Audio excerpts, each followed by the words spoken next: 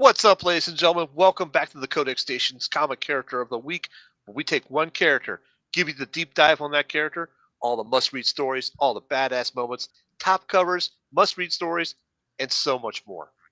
I'm your host tonight, Sal the Slab Guy, and as always with me is Dan the Man Kelly, and of course, the Ric Flair of comics right below us. Woo! He's the pillars that's just holding us up, baby. Check them out. Look at those guns. All right, folks, so as you found out, we are covering Danielle Moonstar in our pre-show there. Do we want to go ahead and start us off, Dan? Give us all the info we need? Yeah, no Danny Moonstar action figure tonight? I don't own one. I don't know if there's been one. So, I don't have an action figure, but I have a daughter with a tattoo of Danielle. Okay, Moonstar. I guess, yeah. So I think that suffices. Yeah, they did. There is a Danny Moonstar one from the Marvel Legends line from New Mutants. Okay. Nice. Or you could just customize a Pocahontas Barbie doll. Well, that's not going to do that. All right, so her first appearance was all the way back in Transformers #1 in 19. Oh, sorry. Wrong Mirage. First appearance was in Marvel graphic novel #4 from September 1982, created by Chris Claremont and Bob McLeod. And it was interesting because that was the first appearance was not supposed to be a Marvel graphic novel. They were working on it, and it was going to be the first issue of the series. And then Jim Shooter came to him and was like, "We need an issue of this so that this doesn't go late. This is now part of Marvel graphic novel." So they had to retool it so that they could, do it for that. So Danielle Moonstar is a mutant Native American Cheyenne. Her powers first manifested during puberty, as most mutants do. One of her first visions was of her parents being killed by a demonic bear. And just after that happened, her parents disappeared while on a hunting trip, and she was taken in by her grandfather, Black Eagle, who later on contacted Professor X about training her on how to use her powers. Then the Hellfire Club tried to abduct her, and her grandfather was killed in the attempt before Professor X could get there. And he got there and he saved her and he took her in, and she became a founding member of the New Mutants. And then later on, while they were on an adventure in Asgard, as part of the Asgardian War, she sees a winged horse trapped in mud and barbed wire. She frees it and gives it the name Brightwind. And then what she wasn't aware of was the nature of the animal, and it chooses her to be her rider, and that is when she became a Valkyrie. And as far as her powers for her mutant abilities, she has telepathy, and she can create illusions, so she can take like whatever your greatest fear is, pull it from your mind and make an illusion of that. And then later on, she developed the power as she can make the psionic bow and arrows. She also has a telepathic link with animals, which is why she has a telepathic link or a special connection with her fellow founding New Mutant Wolfsbane. And then the power she got when she became a Valkyrie is she has a psi link with her horse Brightwind. She has the ability to sense the impending death of others. She has a magical immunity, and she has the ability to repel the death-like specters as they come to take people away. Wow, that is interesting indeed.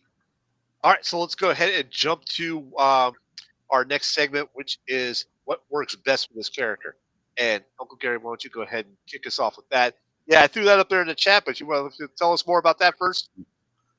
All right, sure. So evidently I gave her, I don't even remember the lead figure, but there was evidently a lead figure of Danielle Moonstar that I gave my daughter there. And that is her. And, this is her favorite character. And I guess that's my fault for naming her Danielle after the character. So that'll do it. So she's always like that. And if she's given us permission to show a certain tattoo she has. So if you're able to show that, we'll be looking at that. I can do that right now if you like. I'm showing my daughter's artwork on her leg. She just got. Yes, she is. Yes, that is very true. All right, here's the tattoo. All right, full Valkyrie mode on my daughter's leg. Oh, that's awesome. Yeah, it's pretty good. I got to admit, that's a good looking tat. So that'll do. So no action figure, but I got a daughter with a tattoo of Danielle Moonstar. So this, I think she's a very. I love her character. I love her. I love that she's Native American. I love she's Cheyenne.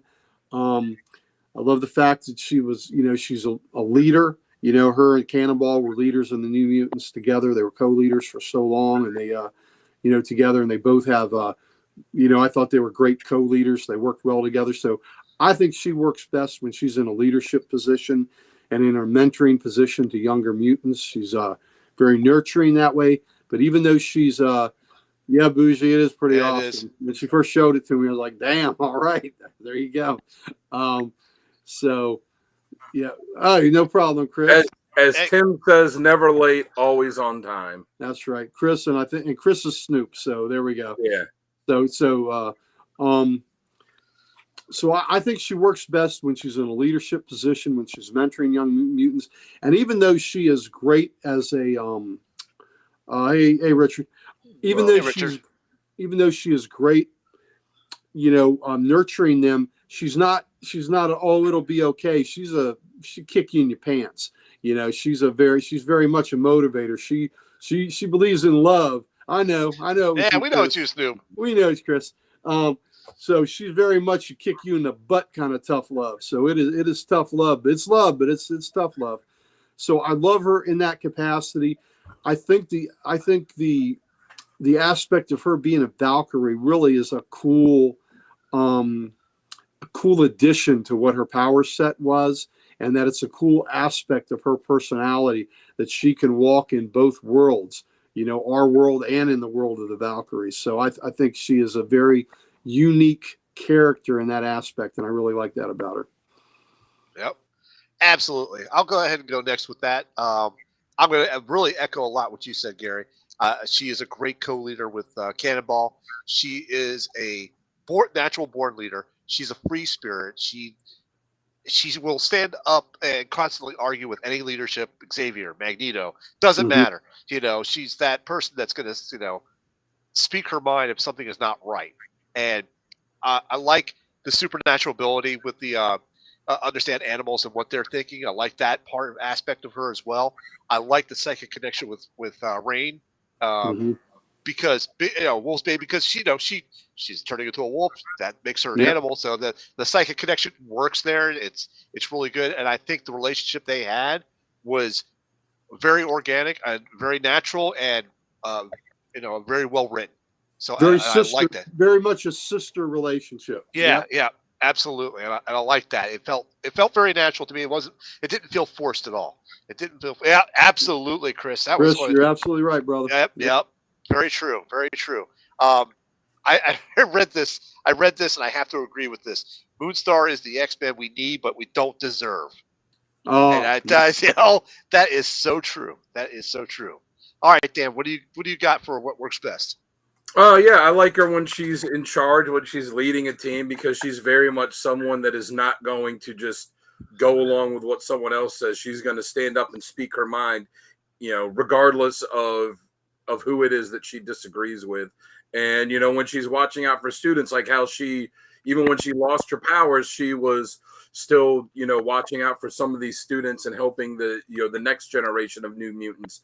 And I like that she refuses to back down no matter what, even when she didn't have powers and Cannonball was trying to sideline her from the team. And she was like, no, F you. Like, I'm part of this team.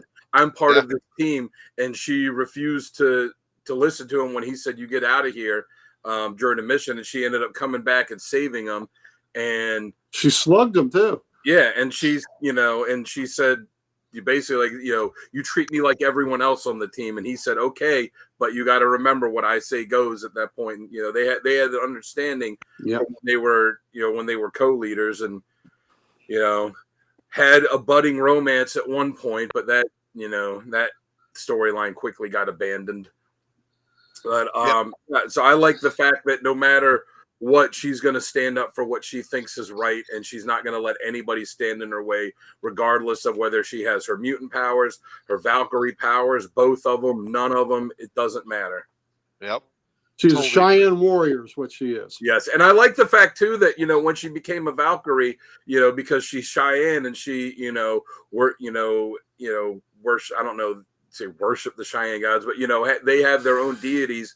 And then when she became a Valkyrie, that was for the Norse gods, and she later on kind of had that conflict of it being two separate religions. separate worlds, two Yeah. separate religions, two separate worlds, and having to reconcile that with herself. That it would have been easy to like, all right, she's a Valkyrie and that's cool, but they actually took the time to to have that character development with her and I thought that was pretty cool too. Absolutely. Yeah. Very true. Very true. Yep. So were you talking about the movie or just the I like the movie. He's talking about the series. I'm sure he's talking about the series. Okay. I like the movie too. The movie was actually not bad. It came out or was being delayed because of COVID, I think. I think that was when it was supposed to come out. It got delayed so many times because of COVID, because of reshoots, because of the Fox getting sold to Disney. Right. It had a good cast too. It did. Yeah. It had a good cast. I know from when I interviewed Bob McLeod, he and reading what he said about it, he didn't like it for various reasons. But it's different being a fan of the characters than being the guy that created the characters. That is absolutely 100% true there, buddy. I can see that. All right, so we can move on to our next segment, which is badass moments. And Uncle Gary, you may have the floor here and tell us badass moments. All right, now I'm gonna preface this with, because this is my daughter Danielle's favorite character, Danny. I let her pick the badass moments. So this is I happen to agree with him, but this is a proxy. I'm her proxy. Well, actually, one of them is mine, but I let her pick out two. I did add one that's kind of a generic one. So mine is very generic, and her badass moment is. She's Valkyrie, man. Yep. She's a Valkyrie. How badass is that? I have that as well, but go ahead. Yeah. Go ahead. Yeah. It's just that she is a Valkyrie, and she's not even in Asgard. She's allowed to be on Midgard. So she's so badass. She's so unique. She's like Dan was saying. She's got two pantheons that she has to reconcile with. Yeah, she's a Valkyrie. That's all you need. That's badass right there. All right. So, and I know Dan has this one, so I'm going to only talk about it a little bit because I know Dan is going to talk about this, so I don't want to steal everything from him. No, this is your pick. You go ahead with it. And the reason I picked it is because of my daughter there. So, this was. And, it was a great character to do anyway, but she's been asking me, where can I do a request? Where can I do a request? I said, you don't need a fancy request. You just ask me. So, I know a guy that can make this pick. So in Dark Avengers, Uncanny X-Men, Exodus was the book. Danny Moonstar kicked the God of War, Arius's ass. Yes, kicked his ass. And first he's like, well, I wasn't prepared to fight a Valkyrie. And then not only was she a Valkyrie, she says, if you're going to beat a god, you need, you got to be powered up by a god. And Hela gave her the power to kick Ares' ass. And so Norman Osborn and his little merry band of renegades thought they had the upper hand and thought he had Ares. And Ares was getting his ass kicked by Danielle Moonstar. So it was fantastic. And that was because that was after she lost her Valkyrie powers. Yep. She lost her mutant powers, but still she was like, I'm not letting and that speaks to one of the things I like that I said that she won't give up. She was like, all right, I can't face him now, but I'm going to. Oh, and she did. She petitioned Hela, and she was able to do it. There you go, girl. So that's for you.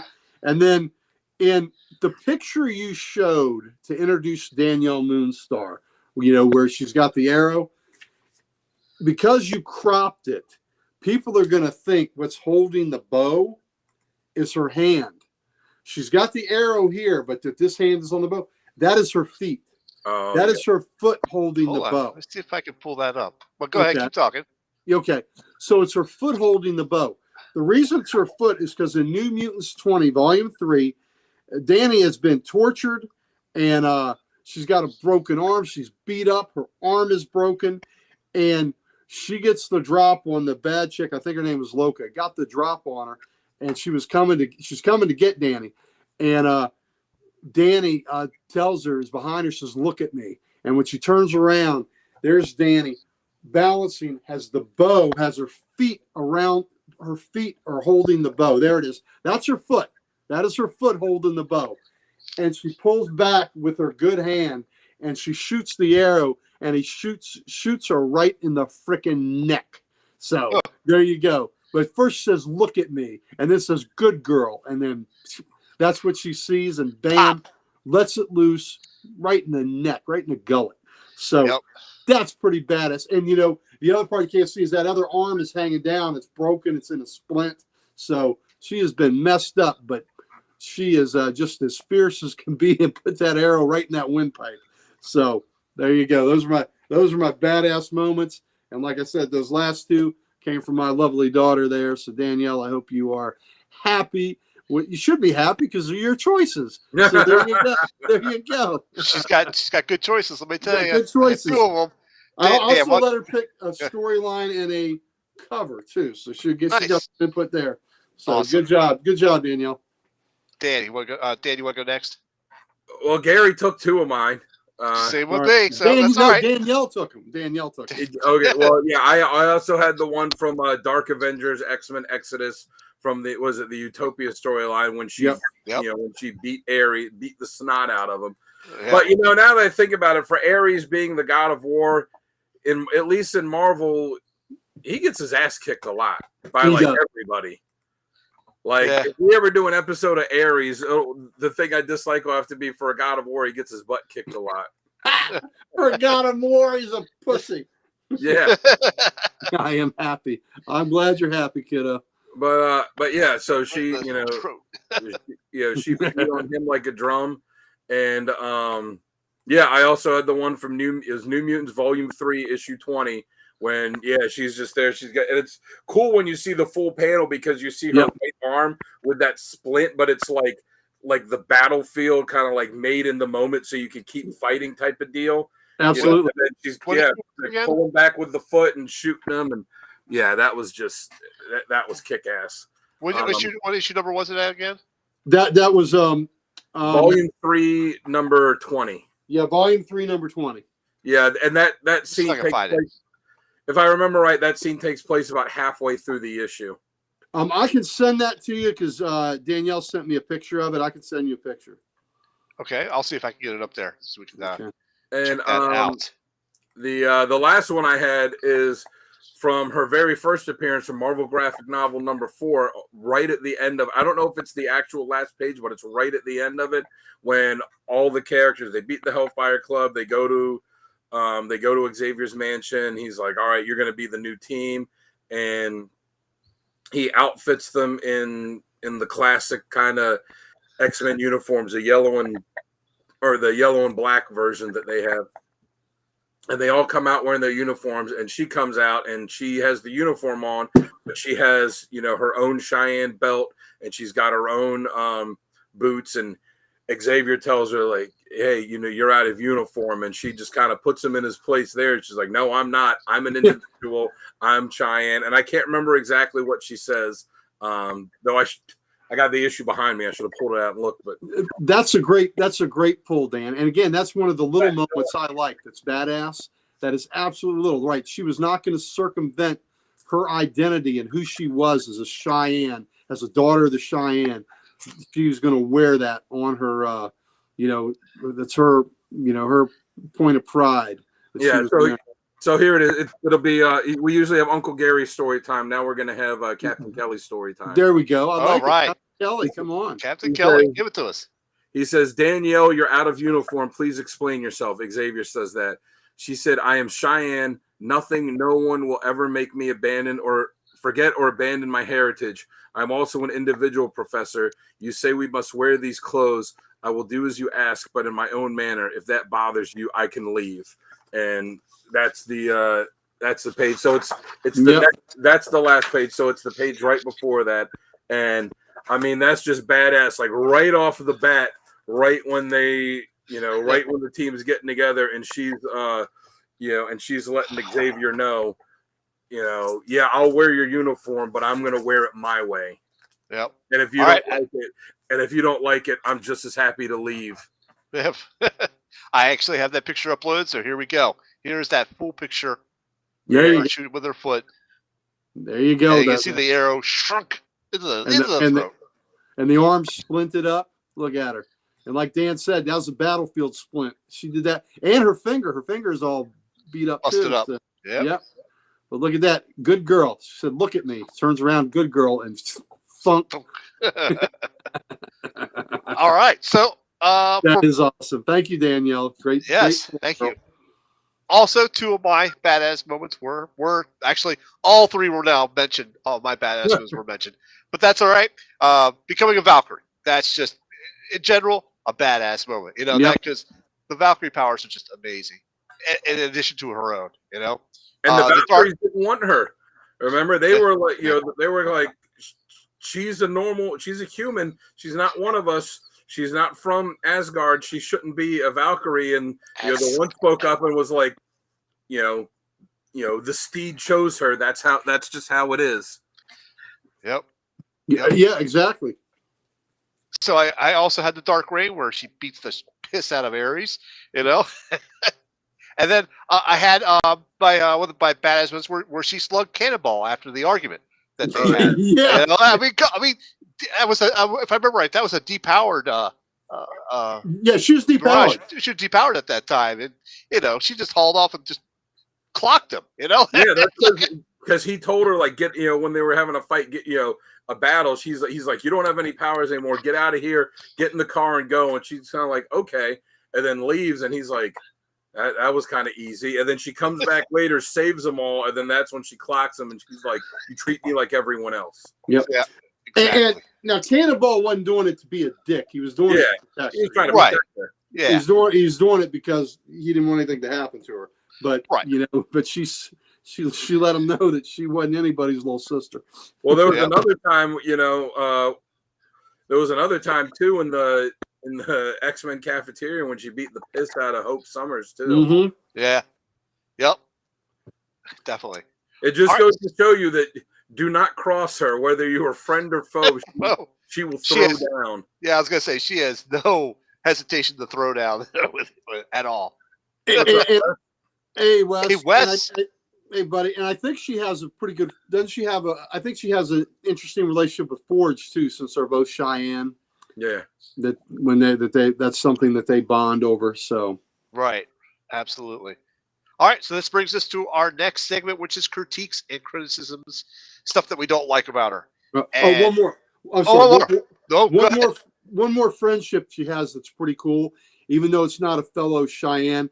I love her relationship. It's like a brother-sister relationship with James Proudstar with Warpath. Oh yeah. That is a great friendship that they have, and they bond over being Native Americans, and that they have a tremendous amount of respect for one another, and they did even when he was the leader of the Hellions. Yeah. All right. Very true. So, Very sorry true. about that. No worries. That's all right. Since Tim is out and it's only the three of us, we can go ahead and expand on anything that we want to. So there we go. It's our call. Did Tim send his covers and reading material, or is? Yes, he did. Yes, nice. He did. So we'll get to those, and we'll cover his first, like usual. Yeah. We usually put up the stuff of the people that are out first, and then go through our own. So, but we talk bad about them when they're not here. We could talk. Well, yeah, we could talk bad about them. But Tim's a sweetheart. We don't have anything bad to say about Tim. Well, he got the con credit from Farley Con, and I told him to stop. I told him to stop making out with those Mira cosplayers or Harleys. I told him, less tongue, probably is helpful. So, all right. So let's jump to critiques and criticisms. Gary, what do you have that you don't like about her? What's her damn name this week?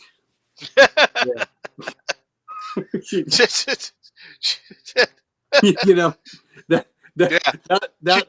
pretty much it. What's her damn name this week? Besides, instead of giving her a code name, I just call her Moonstar. Maybe, you know what I mean? Just, it's identifiable. I did see somebody online suggested calling her Dreamcatcher. I think that's kind of neat. That was Archduke. That was Archduke that actually suggested that. Yeah, I think that's kind of neat. And it goes with the powers too. Yeah. There's another bad girl, bad woman, named Moonstar, though. She was part of the Thunderbolts. I thought that was Moonstar. Was that wrong on that? Moonstone. Okay. Moonstone. Old age. Yep. Sorry, getting to be old age there. So, all right, go ahead. Okay. Keep going. Are you done? Or you got anything else? Pretty much. Actually, yeah. The only thing I don't like about the character is just they've just gone through several name changes on her, and they don't kind of, I don't know. It's just not. I guess Mirage is okay. I just, I like Moonstar, but I could go with Dreamcatcher. I think that's kind of interesting. And Dreamcatchers seem to always. I don't know what their origin is, but if I always think that they're Native American somehow in origin, and if they are, then that's even cooler. But I don't know. I think they are. Yeah, I believe they are. Yeah, don't forget, Mirage wasn't even her first name. Right. When she first appeared, was her name like Psyche? Yeah. Yep. That's terrible. That's terrible. It is. And didn't her powers? It's not just that she can bring your fears out. She could also show you your greatest joy too, right? That's true. Absolutely. Yep. So in my critique, that was exactly what you just said there. She's had more costume changes and more name changes than Kitty Pryde. It's just pick something and go with it. That's. But I think a lot of the writers kind of get stuck on how to use her power set. I think I agree. They do, because there's so much potential that can be done with the illusion aspect of the matter, and I think they get stuck in a corner and they don't know how to use it properly, and it doesn't come off right.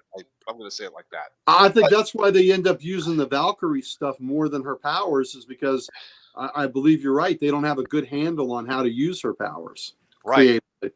Exactly. How about you, Dan? What do you think? Well, even that, it's like she's got powers. Oh, now she's got powers, mutant powers and Valkyrie powers. Oh, now she doesn't have any powers. Well, now she's got Valkyrie powers. Well, now she doesn't have Valkyrie powers. Well, now she's got Valkyrie powers and mutant powers. Oh, and she's got these other mutant powers now. It's like, make up your damn mind. Like, what is it going to be? Who is she going to be? And like you said, the name changes. I don't really mind the costume changes because, me neither. These there's so many characters that go through so many costume changes. I like that she added her own kind of Native American flair to the new mutant suit. Yeah, I would kind of like it if they gave her a full-on Native American costume, kind of like how Thunderbird's costume was, his original one, not the new one they gave him, because that one's terrible. Yeah. And his original costume was so badass.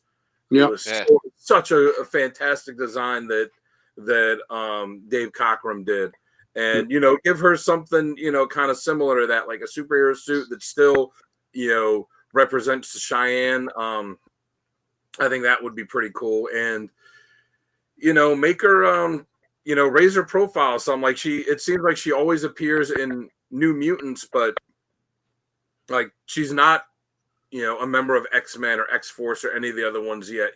She had left New Mutants before they became X-Force, and she joined X-Force like later on, but I'd like to see her go up to the main team. Yeah, she's now, for the New Mutants, she's like an adult leader of them. Yeah. I also like the word that she can shoot a psychic arrow. Yeah. I think that's a pretty interesting way to use her power too.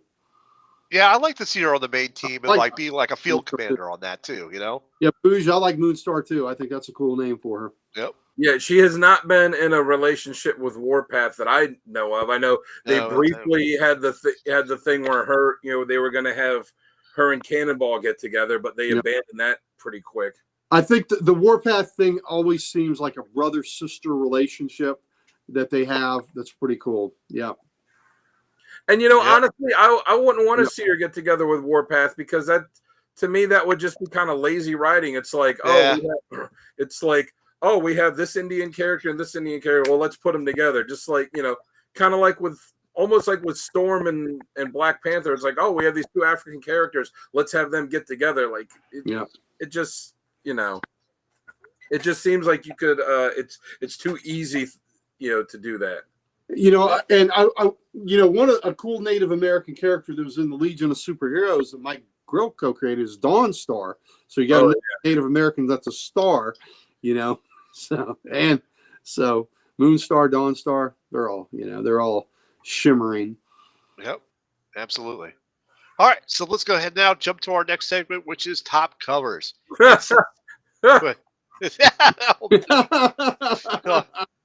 Joe, well done, Joe. Well That's a good one. Warlock has a 612 memory or something like that.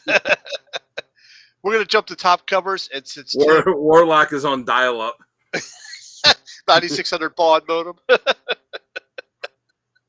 All right, so let's show Tim's top covers. All around the find those for Tim. There we are. Oh yeah, and Dawnstar's got a great costume. Oh yeah. Yep. All right, here is Tim's top covers. There we go. So it looks like he went Uncanny X-Men number 16. Looks like a modern book. There's that New Mutants 26, and looks like a New Mutants number 3 there on the right. Yeah, that one 26. When I was putting my top covers together, the middle one there, 26, is not one of mine, but that was close. When I got it down to my final 4, that was the one that I ended up taking out. But okay, that was a good one. Still very cool covers, by the way. I like the X-Men number 16 one with the animals in the background. Got nailed. Yeah. The yeah. Thank you, Joe.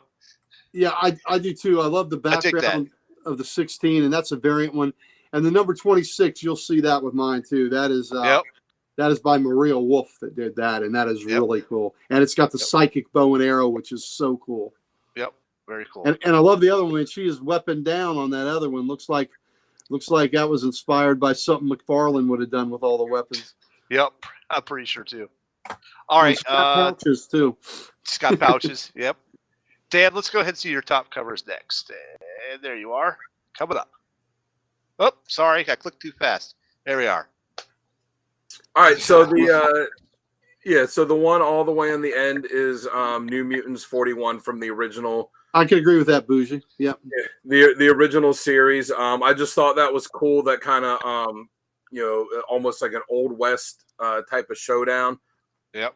I don't remember seeing her with guns. That's interesting. I mean, I have the book. I just don't remember her having the guns, which was kind of cool. If she could shoot a psychic arrow, she should be able to shoot a psychic bullet. Well, that was before. That was the original series before she had the ability to do right. The bow and arrow thing came much later. No, I know. I'm just saying in the future, it would be cool if she carried a 6-shooter and would shoot psychic bullets. I think that would be really cool. Yeah. And if I remember right, she doesn't use guns in the story in this book. It's just kind of, it's just kind of a cool cover design. On the cover, yeah, because I don't remember her using a gun at all. Right. Yeah. The middle one I picked, I thought that was a the variant for New Mutant 17. I just thought that was a badass cover of her. I like how it mixed her Valkyrie costume and her New Mutants costume, but still has the Cheyenne stuff in it, like with the boots and the belt, but has the New Mutants, the New Mutants costume, but then has the Valkyrie cape and the headdress. I just love how it puts all 3 aspects of those of her character together into that look, and then she's just flying at you, pissed off look on her face, sword up, ready to go. And then the one on the end is from New Mutants Volume 3, Issue 3. Like Gary said, she's just loaded. It looks like almost like a Liefeld McFarlane type of thing, but with actual, not like Liefeld in the fact that it has feet and normal human body proportions. It's like a Deadpool. This thing's got all the and, weapons loaded. and it's got guns that actually look like guns and not like weird futuristic hair dryers. Yeah, now this is from when she was depowered, and it just kind of shows how badass she is. Like, oh, I don't have any powers. You think that you think that I can't do anything? Watch this. And all of a sudden, she's John Rambo, and she's coming to kick your ass. Like, looks like she raided the Punisher armory. Yep. That New Mutant 17, that was a cover that I almost I was put. I cut that out for another one, and I'll show it in a second here. Hey, Sonny. I wanted to have covers, because they're all New Mutants books, because she's never had her own series. So it would be cool, to see her with at least a mini series. But I wanted to have a cover. I didn't want them all to be from the same New Mutant series. So there's Volume 1, there's Volume 3, there's the last series from it. Yeah. All right, let's go ahead. Did she beat death? You'll have to read wait it. to find out. I'm going to say yes. Yep. I'm going to say yes, but you'll have to read it to find out. The front of the dress of Volume 2 always turned me off for some reason. Okay, Dan. All right. Now in 41, that was after she'd become a Valkyrie. Yeah. All right. So let's go ahead and jump to my covers then. And oh yeah. Look at that. What was that? Number 26. Yeah, Joe. Say it with me. Yep, that's great. Yep. Oh, yeah. I like that number 26 with this whole psychic bow thing.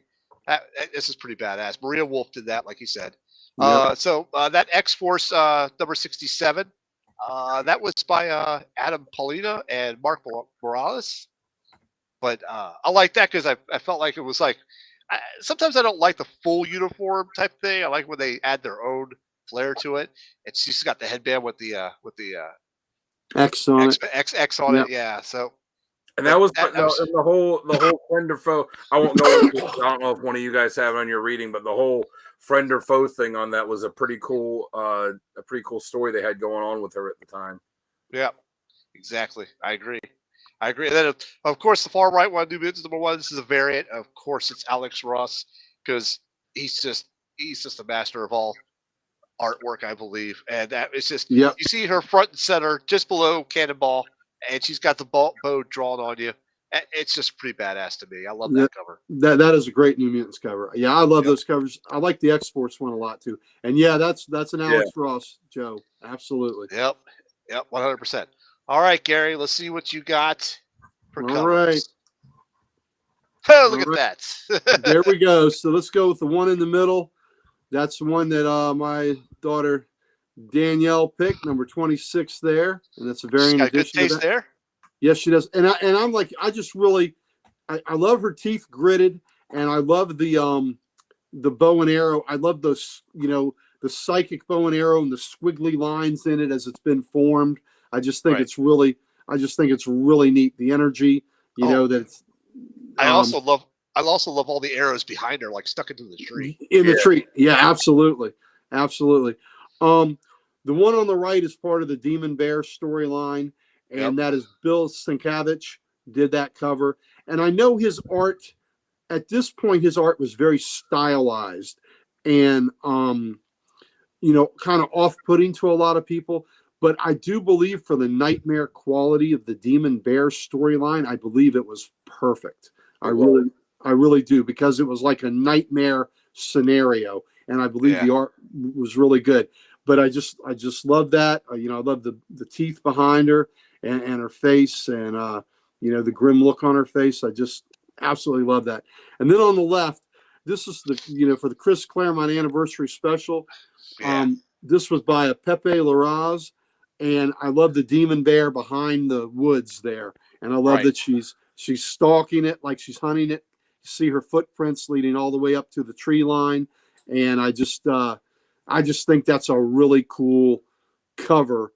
That Claremont special is really cool, and that's an alternate cover to it, but it's just such a cool such a cool visual with the bear looming over the tree line, stalking her as she's stalking it. So I really dig that cover.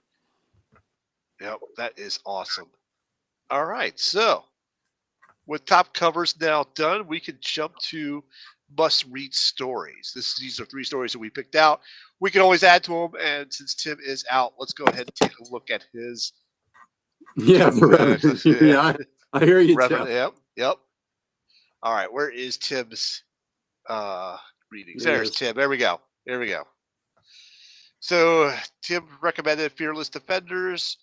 The Mutants. What is that? GN? That's the graphic novel. That's the first graphic appearance. Novel. Yep, that's the first appearance. 1982. Yep. And then, of course, New Mutants Volume 3. He recommends the whole thing. Yep. Well, there you go. Okay. All right. Uncle Gary, let's go have you do your stories first. All right. And so on these, I also let my lovely daughter Danielle pick one, and she picked the Asgardian Wars, which is where she became a Valkyrie. So that's been collected in a couple different formats, and when we go back to a picture, I'll show you the couple formats that it has. And it collects an X-Men Alpha Flight Part 1 and 2. Then it collects a New Mutants special, and then an X-Men annual. So there's a lot of cool stuff in there, including seeing Thor with Mjolnir. So that's pretty awesome. I mean, not Thor, but Storm with Mjolnir, which is pretty cool. And and great Art Adams art on the New Mutant special and on the X-Men annual. So really cool. It's where she became, again, a Valkyrie. So it's just a pretty fun story. Marvel Graphic Novel 4, that is the first appearance. So that is in the Marvel Graphic Novel line, number 4, written by Claremont and Bob McLeod. So very, we touched on it. Dan read from it, where she's going to keep her, she's going to keep her Native American headband, or, her belt and her braids, and that's her identity, and she's not leaving it. And then the Demon Bear saga, which was New Mutants 18, 19, 20. And it, dealt a lot with the disappearance of her parents. And again, Claremont wrote it, and it's got that great Bill Sienkiewicz art that is just like a nightmare. It's like a waking nightmare, and it is really, really fantastic. So those are my reads. All right. Dan, how about you? Let's check out your must reads. So I the Demon Bear saga. I mean,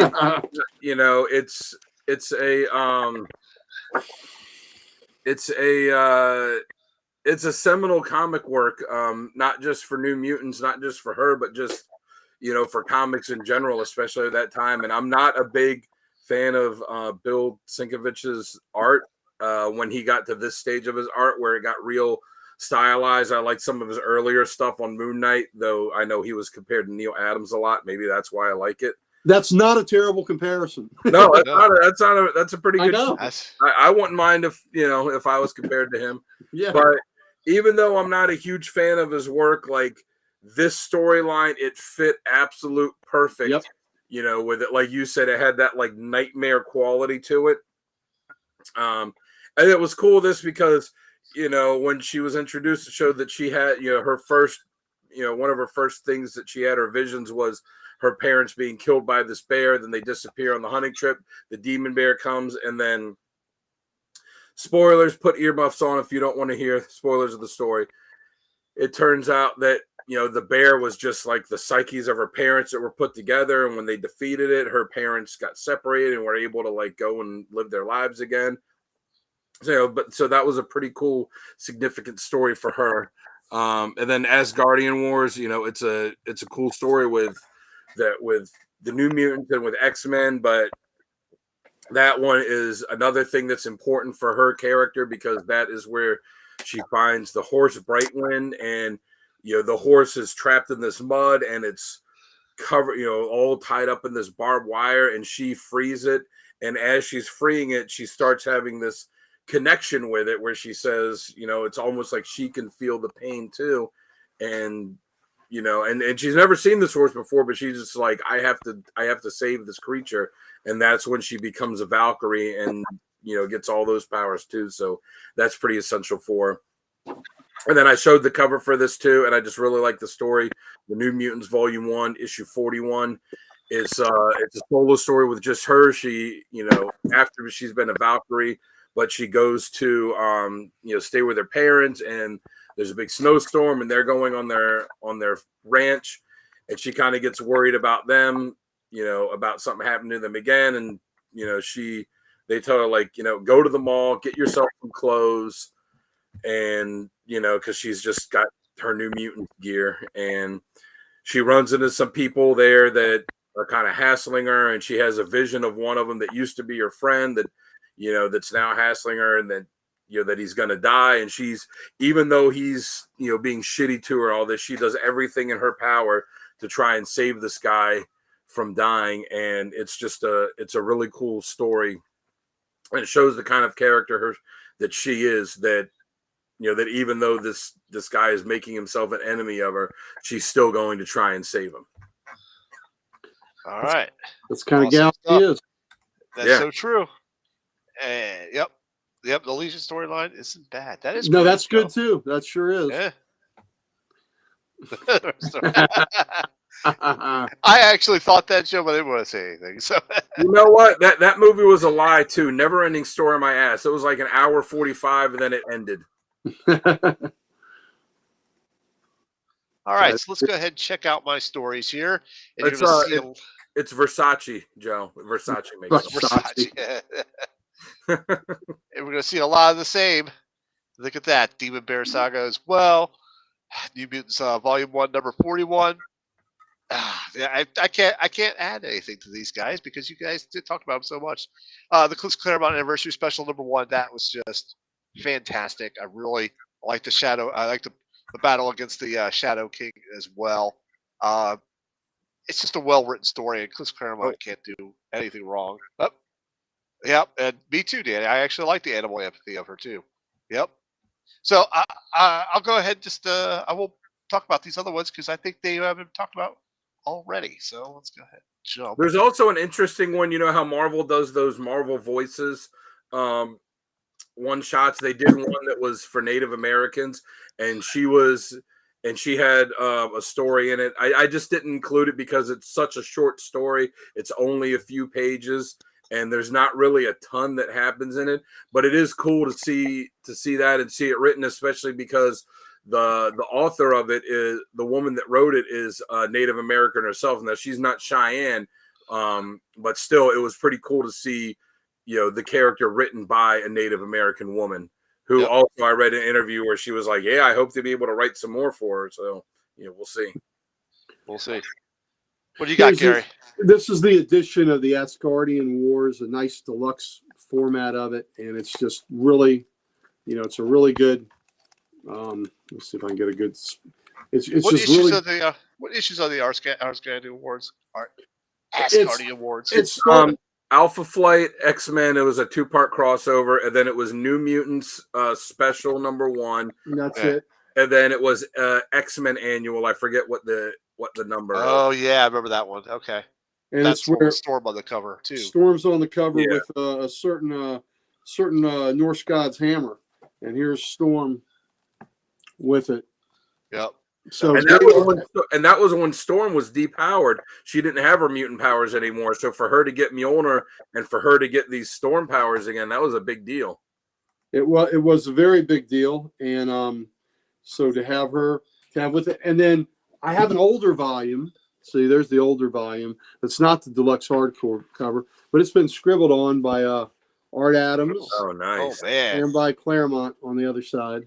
So there you go. So it's nice. It's nice to have volumes with scribbles in it. Sometimes it is. Gotta love me some scribbles as well. Yep. All right. So this actually, speaking of scribbles, this brings us to our next segment and final segment of the night: Best Artist and Author. So Gary, what do you got? All right. Well, I'm gonna have to go with the man whose name is in this book, Chris Claremont, and that's easy because Claremont. I think Chris said it earlier. Claremont character development, like he always does. For the artist, Bob McLeod gets a lot of love from me. Thank you, Joe. Thank you, Joe. Bob McLeod gets a lot of love from me as a creator, co-creator of the character. Art Adams gets love from me, but the version that I really thought was kick-ass and badass, and he didn't do it much, but what he did in the X-Men Dark Avengers Utopia, Mike Deodato Jr. That was a badass Danny Moonstar that kicked Ares' ass, and that chick was awesome in there. So I kind of dig Mike Deodato Jr. on that. All right, very good. All right, Dan, what do you got? It's pretty. I think it's going to be pretty clear who the writer is going to be for me, because all the recommended readings I picked were from the same writer, and that's the guy that created her, Chris Claremont, or co-created her, Chris Claremont. Yep. I just, I know Jamie has said before, like, oh, it's a cop out to pick Chris Claremont, for an X-Men character, but there's a reason that we picked all these X-Men characters, because he either created them, co-created them, or might as well, or in the case of someone like Wolverine, might as well have created him, because he's made these characters what they are. Second, as a close second, I would say Tim's favorite author, Zeb Wells, just because as bad as he is on Spider-Man, he had a decent run on New Mutants, and he did. And he featured Danny very prominent. That volume 3, she was a very prominent character throughout his run of that book. So you could tell that he had to have been a big fan of hers, because she was not a background character. She had a lot of good moments in it. She was very prominent in it. So he's a close second. And then Gary already mentioned the artist for my top artist. I went with Art Adams. That guy is just, he was such a fantastic artist. And you could see, looking at his work, how many of those big artists from the 90s, like Liefeld and Jim Lee and McFarlane and all these guys, you can look at an Art Adams thing and you could see directly how, especially someone like Liefeld, like how these artists just, took from him to build their own styles. And it was just, just fantastic stuff. And then, unfortunately, he just kind of disappeared from the industry for a while. Like wasn't really doing much. And, now I'm starting to see more Art Adams stuff, which is nice.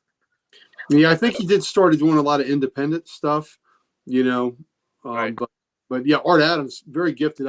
Nice fella. Happy I had the opportunity to meet him and get a few things signed. But I loved his art and his style. It was not too cartoony. It had a little bit of the cartoony flair to it, but not too cartoony that it turned me off. And I just, really, really kind of dug it. Very dynamic too. Yeah, very dynamic in a way. The way he could draw big groups of heroes and all kind of reminded me of Perez in a way too, where he could draw so many characters in a single page. I mean, his cover for Classic X-Men #1 is one of the most iconic X-Men images ever, and that says a lot for all the artists, who have done X-Men for all the different books over years and years and years, decades. That that's one of the ones that's most prominent. That says a lot. It sure does. Very true. Yep. That's true. So, for my artist, Bob McLeod is a very close second. I really like and dig his work, but I'm going to go with Art Adams as well. I mean, it's just for what all you points you just said. It's amazing. And of course, best writer. Who am I going with? Gotta be Claremont. Got to be Claremont. 100%. Absolutely. That's such a nice guy. I met him last year. Got several books signed. Great guy. Absolutely great guy. Top notch. And when he's added, and look, I get what Jamie's saying in a way. It's almost like, of course, you're going to pick Claremont, go with something original. But when you've got a guy that has added so much backstory to a character, didn't just create him, but has just continued to evolve the mythology of that character, you've got to pick. In a case like this, you have no choice but to pick Claremont. Yeah, Yeah. absolutely. Yeah. And that classic X-Men #1 book, I have that slabbed. What a I have shock! that one slabbed. Of course it does. And the other thing about that classic book, yes, it has a backup story in it that's new, but that's a reprint book, And Yeah, so it to is. have one of the most iconic X-Men covers of all on a reprint book is kind of interesting too. Yeah, absolutely. Absolutely. All right, that does wrap up all our segments here. Do we have any questions for the audience? Do we have any other fine points we would like to add? Do we, Do they have Gary, do any- you have a little story time for us or no? Well, do they have any questions for us? Yeah. The Let's hear it, folks. well, like I said, I hope my daughter Danny, I hope you enjoyed this. This one was for you, and Yep. Great choice. The next choice I make will be my other child, and it'll be the middle name there is Morgan, so it's got to be Travis Morgan, the Warlord. So there we go.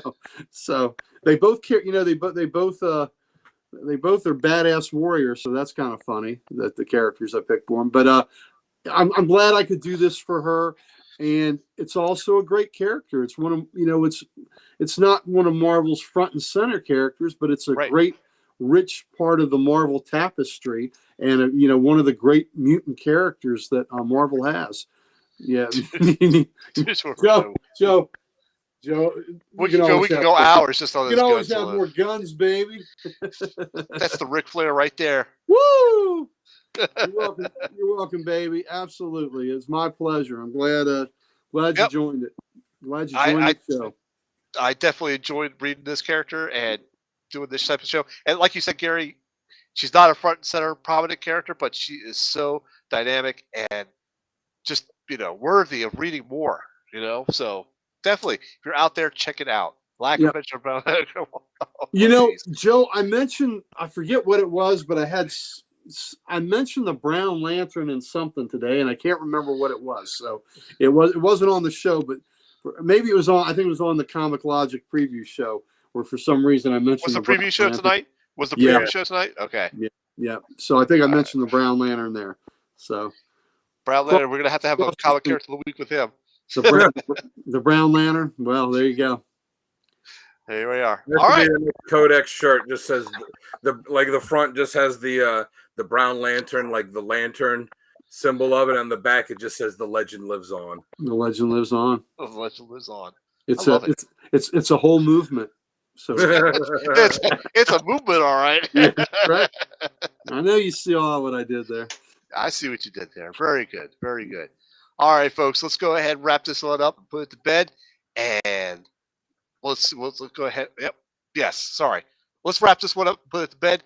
My co-host over here is Dan the Man Kelly. Once again, where can you find you? Where can they find you?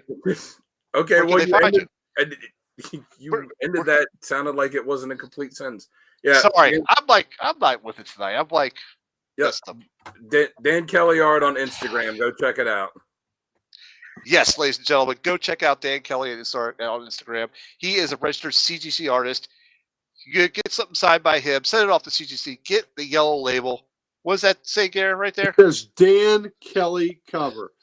Issue and sketch, signed and sketched by Dan Kelly is what it says. So there you go. That is the man. That is a Dan Kelly artwork. So there we go. He's on Instagram. Good. He is for hire. He is a mercenary artist, and he will come and he will do work for you. And you can get this label on it. You can get this label on it, and it's a one-of-a-kind masterpiece that only you will own. Yeah, so, that's right. I'm a mercenary for hire. I'm like Paladin. I have pencil, will draw. I thought you were going to be more like Deadpool with a sick-ass joke when you're drawing it. Here you go. Filthy animals. Here you go. Well, down below, the Ric Flair of comics. Where can they find you really quick? You can find me right here, Comic Logic, baby. We're Loudoun County, Virginia's only comic book store. If you're in the Northern Virginia area, please come over to Comic Logic and come see us. You can catch me there every Wednesday morning. I am getting my new books. We'll also see my best friend in life, Mike Harbour, will be there, who you've seen on this channel. Rob And Kalin, we'll our be on principal. next week, I believe. That's next week, the Rocketeer? No, Rocketeer got pushed to back a little bit. Okay. Just schedules. But go ahead, Scott. Hold on, I'll tell you who's next. Okay, because we'll preview that. We'll do that then. Well, anyway, come see us. We'd love to see you on Wednesdays there. We also want to give some love to the and on Comic Logic every Thursday, except the last Thursday of the month, we do a Grumpy Old Nerd show, so you can catch us there. Usually that's at 6:30. So please come in, tune us for Ye Grumpy Old Nerds, and you can see us there. Also, want to give some love to the Comic Character of the Day site, which is run by our good buddy Archduke Kevy. He's the reason that we're all acquainted. I'll do the cover of the day. Dan will do a random panel of the day, a question of the day, and Sal's always making sure that he comments on what we do, and he'll give us thumbs up or thumbs down, but usually he'll always give us the thumbs up because he is the man. He is Sal, the slab guy, and I don't know where we could be without him. Well, thank you, Gary. You can always find me on YouTube under Sal's Comic Corner and on Instagram as SlabGuy77. But even better, Uncle Gary, what can they do with the socials? What can we do with the socials? What you can do with the socials. Listen, at the Codex station, all the hosts here, we have all the socials, and we would like nothing better than to give them to you. Absolutely. Folks, head over to any type of streaming, type it at the Codex station, find us, give us that like, give us that subscribe, give us that follow, do what you got to do so that you can get notified about this great content that we love bringing to you. Also, when you're done with that, head over to thecodexstation.com, meet the team, get some merch, and so much more. There's a ton of stuff, all designed by this guy right down there. Thank you, folks, for joining us. We'll see you next week where the character is Jason Todd. We are going to do a revisit on him, I believe. I don't think we're doing a revisit on him. Okay. It's not a revisit, it's a re-record.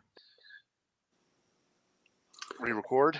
A re-record? I thought it was a revisit. No, a re-record because the video quality was so bad the first time that this is replacing the replacement. Oh, I did not realize that the audio was bad on that one. I thought this was just a revisit. Very good. All right, it's a re-record, ladies and gentlemen. So stay tuned for us next week as we cover Jason Todd. Thanks, everybody, and I hope you guys have a 9.8 day. Everybody bring a crowbar next week.